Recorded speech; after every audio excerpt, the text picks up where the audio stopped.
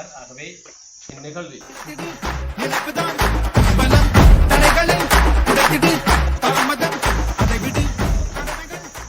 எமது அறிவுட சிறுவர் நிலையத்தின் 8வது நிலையமாக இந்த நிலையம் நிலை செய்யப்பட்டு அதற்குரிய தொடக்க விழா நடந்து கொண்டிருக்கிறது.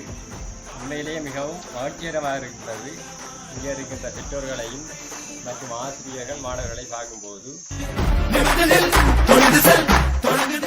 பானுவண்ணா அவர்களுக்கு தொடர்ந்து இந்நிகழ்வில் கலந்து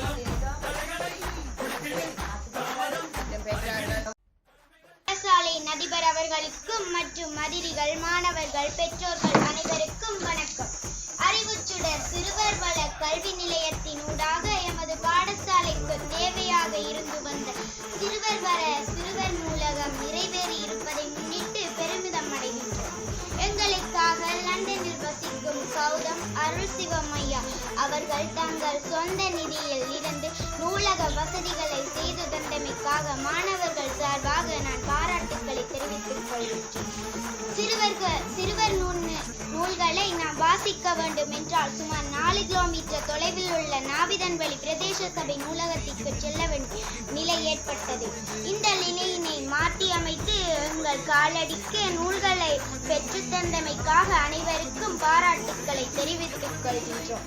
இந்த நூலகத்தை நாங்கள் பயன்படுத்தி எதிர்காலத்தில் சிறந்த எழுத்தாளர்களாகவோ இலக்கிய ஆய்வாளர்களாகவோ தத்துவவியலாளர்களாகவோ வருவோம் என்பதை உறுதி பூணுகின்றோம்.